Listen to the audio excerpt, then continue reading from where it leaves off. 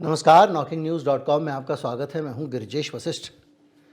एक बड़ी टेढ़ी सी खबर है, जो सीधी सी खबर दिखी हमें और आके हमारी नज़रों के सामने से चली गई। किसी ने समझा ही नहीं कि इस खबर के मायने क्या हैं। सीधे सीधे हेडलाइन लगा दी मीडिया ने कि अब आपकी ईएमआई नहीं बढ़ेगी। आपको लगा सब ठीक ठाक है, लेकिन इस बार की जो मॉनेटरी पॉलिसी है उसमें आरबीआई ने बड़े ही चतुराई से सीधे सीधे अडानी जी जैसे लोगों को फ़ायदा पहुंचाने का बढ़िया जुगाड़ किया है। ये फ़ायदा कैसे पहुंचेगा, उनके पास ये पैसा कैसे जाएगा, कौन सा पैसा है, और इस रिजर्व बैंक की नई जो मौद्रिक नीति आई है इसमें उस पैसे का जिक्र कहाँ पर है, ये सब समझेंगे। और ये भी समझेंगे कि अडानी को जो मिलेगा तो मिलेगा, अडानियों को जो मिलेगा वो मिलेगा, हमें और आपको क्या खोना पड़ेगा। कहीं मत जाइए, चैनल को सब्सक्राइब कर लीजिए। बड़ा इन डेप्थ एनालिसिस होने वाला है, मैं भी आता हूं।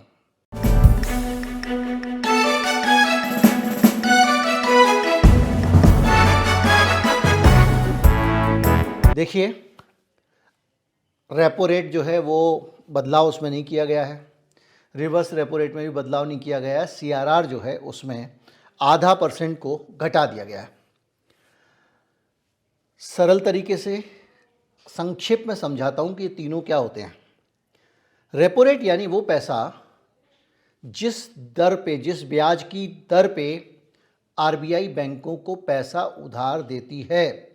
रिवर्स रेपो रेट मतलब जो भी पैसा आरबीआई के पास बैंक रखता है उस पे आरबीआई से मिलने वाला ब्याज। यानी आरबीआई जब बैंक को, कमर्शियल बैंक होते हैं जिन बैंकों से हम डील करते हैं, कमर्शियल बैंक कहलाते हैं, एसबीआई, पीएनबी वगैरह वगैरह, इनको जब पैसा देती है तो जिस ब्याज दर पे देती है वो रेपो रेट, और जब ये वापस जो है आरबीआई के पास पैसा रखते हैं और वहाँ से जो इनको पैसा मिलता है वो रिवर्स रेपो रेट। एक आता है सीआरआर। अब इसको हम समझेंगे। इसी सीआरआर में वो कहानी छिपी है। आरबीआई ने सीआरआर 4.5% से घटाकर 4% कर दिया है। मतलब ये कि बैंकों के पास एक रकम सुरक्षित रहनी चाहिए, एक तरफ रहनी चाहिए। कल के दिन अगर सारे लोग पहुंच जाए बैंक में पैसे निकालने के लिए, अगर भीड़ लग जाए, कुछ लग जाए, तो ऐसा ना हो कि बैंक को बोर्ड लगाना पड़े, भैया हमारे पास पैसे नहीं हैं। आप बैंक की वेबसाइट पे जाओ, आप एप्लीकेशन पे जाओ और आपके अकाउंट को पैसे ही ना मिले कि बोले बैंक के पास पैसे नहीं हैं। तो इसके लिए ये व्यवस्था बनाई गई थी कि भैया कैश रिजर्व रेशियो होगा एक, यानी एक खास प्रतिशत जितने पैसे भी बैंक के पास में हैं उसको संभाल के रखना पड़ेगा आरबीआई के पास में, ताकि कभी बहुत स्पाइक आ जाए, कुछ आ जाए डिमांड की, तो पैसे की किल्लत ना हो। अब तक ये पैसा जो जमा करके रखना था ये 4.5% था, यानी 4.5%। यानी 100 रुपये का अगर जमा बैंक के पास में है तो 4.5 रुपये उसको किसी भी हालत में किसी को लोन वोन नहीं देना है, अपने पास ही रखना है, ताकि डिपॉजिटर पैसे मांगने आए तो हाथ खाली ना जाए। आपको याद होगा अभी हाल में चीन में एक बैंकों का संकट आया था, जब वहाँ प्रॉपर्टी वाला कांड हुआ था, तो कुछ ब्रांचों के पास पैसे ही नहीं थे। उन्होंने कहा हम पैसे नहीं दे पाएंगे कुछ बैंकों के पास। क्यों? क्योंकि यही सीआरआर ना होने के कारण वहाँ समस्या हुई थी। तो क्या हुआ है कि सीआरआर 4.5% से 4% कर दिया, यानी बैंकों का जोखिम बढ़ गया। यानी बैंकों को जो 4.5% पैसा संभाल के रखना पड़ता था उपभोक्ता के हित में, वो 0.5% पैसा कम रखना पड़ेगा। और ये 0.5% कैसा कितना है? ये 0.5% पैसा है 1 लाख करोड़ रुपए। यानी 1 लाख करोड़ रुपए सीधे सीधे अब बैंकों को संभाल के रखने की ज़रूरत नहीं है। तो बैंक क्या कर सकते हैं? उस पैसे को उधार दे सकते हैं। जब बैंक इस पैसे को उधार दे सकते हैं तो यहीं से वो कहानी शुरू होती है, जिस कहानी में मैं अडानियों की एंट्री आपको दिखाना चाहता हूँ। लेकिन उससे पहले मैं साथ ही साथ ये भी बताता चलूँ कि आरबीआई ने अब महंगाई के जो आंकड़े हैं उनको सुधार के और बढ़ा दिया है कि महंगाई ज़्यादा बढ़ेगी, जितना आप सोच रहे थे उतनी नहीं बढ़ेगी। इसमें फूड की महंगाई है और दूसरी चीज़ों की भी महंगाई है। हाल ही मैंने आपको बताया था कि किस तरह से भारत की जीडीपी की ग्रोथ है उसने धीमे होने का रिकॉर्ड तोड़ दिया है। 5.4% की दर से ही जीडीपी बढ़ी है लास्ट क्वार्टर में, यानी पिछली तिमाही में। इन चीज़ों को अगर आप देखें तो इससे आपको पता लगता है कि मार्केट में जीडीपी गिर गई है, पैसा नहीं है। तो आरबीआई ने कहा कि 1 लाख करोड़ रुपया हम बैंकों को खुला हाथ छोड़ दे रहे हैं, अपने आप बाजार में पैसा जाएगा, लोग बैंक से लोन लेंगे और जो लोन लेंगे वो लोन लेकर लोग खरीदारी करेंगे तो बाज़ार में रफ्तार आ जाएगी, प्रोडक्शन बढ़ जाएगा, ज़्यादा सामान बनने लगेगा। फैक्ट्री में मैंने बताया था कि हमारे देश में जो हमारी फैक्ट्री है उसके अंदर सारा सामान बनता है। लेकिन यहाँ एक कैच है, क्या सचमुच ये पैसा जनता के पास जाने वाला है, जनता के इस्तेमाल के पास जाने वाला है? क्या इस पैसे से सचमुच भारत के जो आम लोग हैं उनको लाभ होगा? ये 1 लाख करोड़ रुपया जाएगा कहाँ और किसके पास? इसमें 2-3 पहलू हैं। पहला पहलू ये है कि आपका जो पैसा है उसमें अगर आप देखें तो अभी तक जो लोन दिया गया है वो लोन 75 लाख करोड़ रुपया, जो कि सबसे ज़्यादा है, वो लोन दिया गया है कॉरपोरेट को। कॉरपोरेट कौन? बड़े बड़े उद्योगपति, अडानी, अंबानी वगैरह वगैरह। 40 लाख करोड़ रुपया, यानी इसके करीब करीब आधे ही मान लीजिए, 40 लाख करोड़ रुपया रिटेल को दिया गया है। खेती को, किसानों को सिर्फ 16 लाख करोड़ रुपए के कर्जे दिए गए हैं और एमएसएमई को 18 लाख करोड़ के और बाकी अन्य को 4.5 लाख करोड़ के। यानी जो बैंकों का पैसा है वो पैसा जो लोन के लिए 1 लाख करोड़ रुपया बैंकों को नया मिला है, ये पैसा कॉरपोरेट के पास जाएगा। कुछ लोगों का कहना है मार्केट में आ जाएगा पैसा तो ग्रोथ बढ़ जाएगी, ये हो जाएगा वो हो जाएगा, ये कॉरपोरेट के पास जाएगा। इसके अलावा भी कॉरपोरेट के पास दूसरी तरह से भी पैसा जाता है। ये जो आपके दूसरे रिटेल वाले बैंकिंग हैं जिसमें पर्सनल लोन है, ये पैसा भी कॉरपोरेट के पास जाता है। कैसे जाता है? बहुत सारे लोग, आप और हम, शेयर बाज़ार में पैसा लगाते हैं और एक बड़ी संख्या ऐसे लोगों की है जो पर्सनल लोन लेकर बैंक से मार्केट में पैसा लगाते हैं। यानी पैसा बैंकों से उधार लेते हैं और उसको किसको दे देते हैं? कॉरपोरेट को दे देते हैं।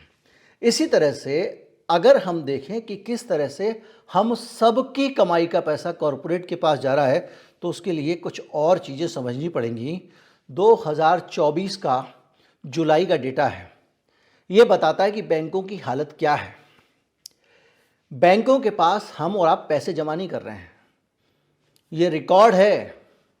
अभी तक कभी ऐसा नहीं हुआ था कि आम जनता बैंकों को पैसे जमा नहीं कर रही है। आम जनता पैसे शेयर बाज़ार को दे रही है। कभी सचिन तेंदुलकर, कभी ये कभी वो, तमाम सारे बैठ के इंटरनेट पे अलग अलग विज्ञापनों में आपको कहते हैं एसआईपी में पैसा लगाओ, एसआईपी में पैसा लगाओ। और इस एसआईपी के पैसे को फंड मैनेजर कॉरपोरेट्स में लगाते हैं, यानी अडानियों के यहाँ लगाते हैं।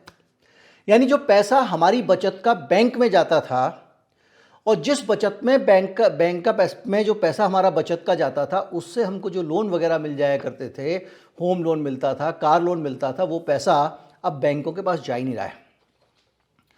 आंकड़ा कहता है जुलाई का कि बैंक अब जो आगे उधार दे रहे हैं ना, वो आपका जो जमा है, आपका जमा मतलब आपका बचत खाता, एफडीआई नहीं, जो लोग आपके बैंक खाते खुलवाते हैं, करंट अकाउंट खुलवाते हैं, बिजनेस वालों के अकाउंट होते हैं, वो सब पैसा जो लोगों का बैंकों के पास जमा है, वो पैसा बैंकों के पास कम पड़ रहा है। उस पैसे से बैंक बिजनेस नहीं चला पा रहे हैं, उससे कहीं कहीं ज़्यादा पैसा बैंक उधार ले रहे हैं, उधारी पे उठा रहे हैं। यानी जो बैंक हैं वो कर्ज में दबे हुए हैं, जो सबको कर्जा देने का काम करते हैं। बाजार से 1.19 लाख करोड़ रुपए की बैंकों ने बोरोइंग की हुई है, उधारी उठाई हुई है। यानी ये जो 1 लाख करोड़ रुपए इन्होंने छोड़ दिए हैं आरबीआई ने कि भाई इससे खेल लो खुल के, ये जो जनता की सेफ्टी के लिए बैंकों का पैसा था इसमें से आधा % का इसको खेल लो। 1 लाख करोड़ रुपए की कुल तो डिपॉजिट ही आती है बैंकों के पास में। 1.02 लाख करोड़ रुपए बैंकों के पास डिपॉजिट आता है और 1.19 लाख करोड़ रुपए बैंक कर्जा ले रहे हैं। यानी जितना हम जमा करते हैं उससे कहीं कहीं ज़्यादा 20% के करीब ज़्यादा पैसा बैंक कर्जा लेकर उठा रहे हैं। और ये पैसा जो है ये अलग अलग जगहों पर जा रहा है, जिसमें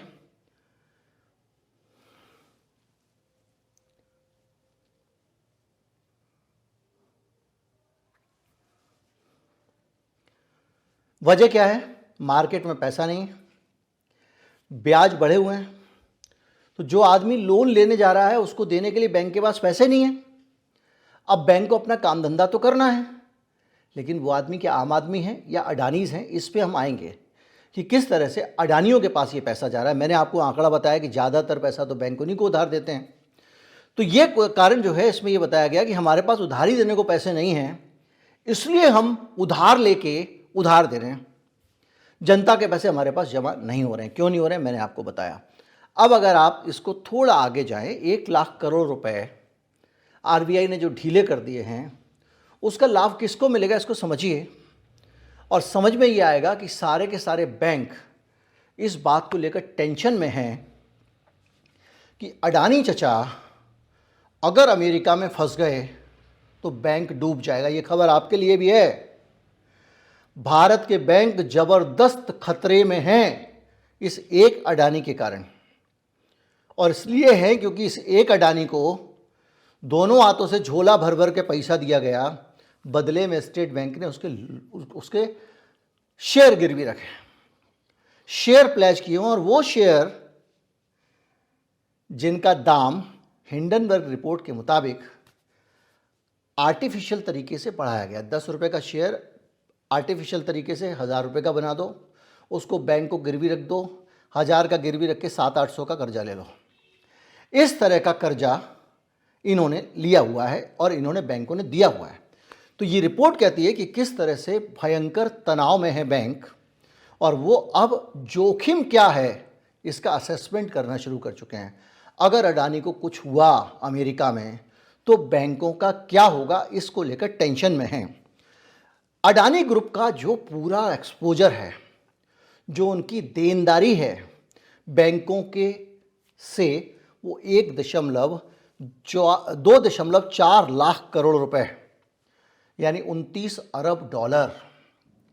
एक आदमी 2.4 लाख करोड़ का बैंकों का कर्जा लेके बैठा हुआ है। आरबीआई ने मौद्रिक नीति में 0.5% सीआरआर कम किया, तब भी 1 लाख करोड़ हो रहे हैं। उससे भी दुगने से ज़्यादा, बल्कि 2.5 गुना पैसा अडानी जी लोन लेकर बैठे, और इसमें शुद्ध लोन जो है वो 1.8 लाख करोड़ रुपए का है, करीब 22 बिलियन डॉलर का।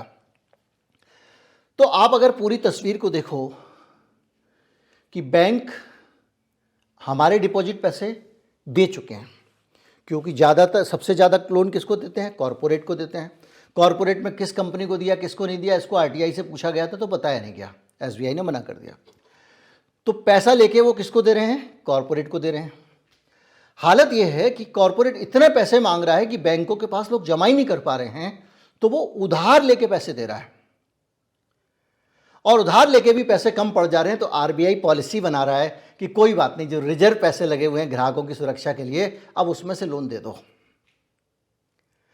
पूरी तस्वीर साफ कहती है कि भारतीय बैंक जो है वो अडानी का जो एक्सपोजर है उसमें 36% भारतीय बैंकों का पैसा दांव पर लगा है। और उसमें भी अब आप कहोगे प्राइवेट बैंक होंगे या सरकारी होंगे, तो निश्चित तौर पे आप हमारे दर्शक हैं आसानी से समझ रहे होंगे सरकारी बैंक हैं।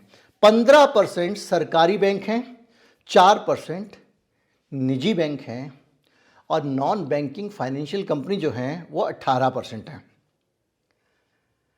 अब ये पूरी की पूरी तस्वीर आपको जब दिखती है तो आपको पता चलता है यार कि ये जो 1 लाख करोड़ रुपए आने वाला है, जिसको लेके भारत में आरबीआई गुलाबी सपना दिखा रहा है कि एमएसएमई की ग्रोथ हो जाएगी, मार्केट में डिमांड बढ़ जाएगी, जनता के पास पैसा चला जाएगा, वो तो जाने से रहा।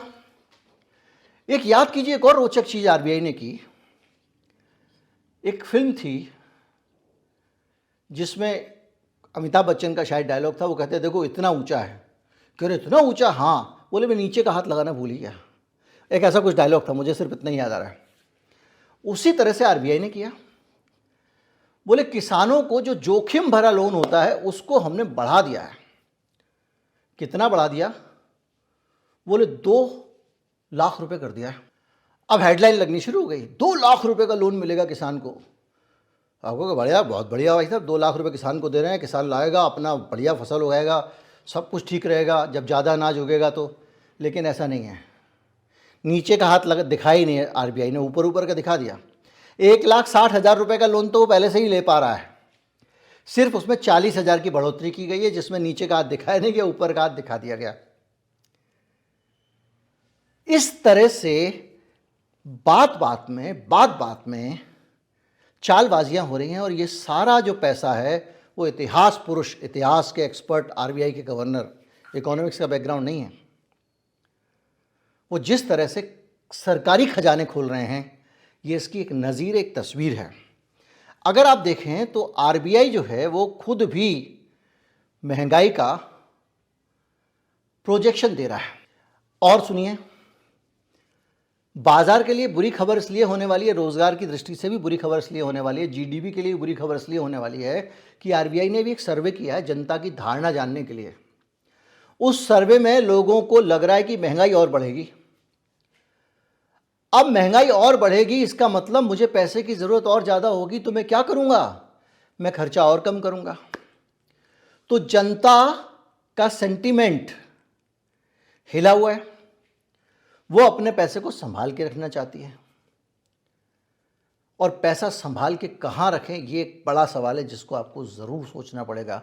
हम सबको सोचना चाहिए, क्या हमारा पैसा हमारा है? अगर हम एसआईपी खरीदते हैं तो जोखिम मार्केट के जोखिम के अधीन है, नीचे नीचे लिखा होता है। म्यूचुअल फंड जोखिम के अधीन है, तो वैसे भी रिस्क में लगा हुआ, जब तक आ रहा है माल तब तक आ रहा है। और अगर आप बैंकों में जमा करते हैं तो बैंकों का ये हाल है जो मैंने आपको बताया। रिजर्व बैंक ऑफ इंडिया जो हमारे हितों की रक्षा करने के लिए बैठा हुआ है, उसने ये हाल कर रखा है। अब आप इस मौद्रिक नीति को ट्रेडिशनल तरीके से अगर देखेंगे तो आपको लगेगा कि नहीं भाई, अब उसने तो लिक्विड करा दिया है उपलब्ध, तो उससे जो है और डिमांड बढ़ जाएगी, ये हो जाएगा। लेकिन ये ट्रेडिशनल देखने की चीज़ नहीं है। मैं हमेशा कहता हूँ, मैंने अमेरिका की इकोनॉमी के बारे में भी यही बात कही थी। देखिए, महंगाई सिर्फ मौद्रिक नीति से काबू नहीं होती है, सरकारी नीतियां भी इसकी समान रूप से जिम्मेदार होती हैं। आरबीआई अकेला कुछ नहीं कर सकता। अब सरकार अगर आरबीआई कितना भी ब्याज कम कर दे, सरकार उस पैसे को अगर कहीं और पहुंचा देगी तो जनता के पास पैसा पहुंचेगा ही नहीं, तो इंडस्ट्री में तेजी आएगी नहीं।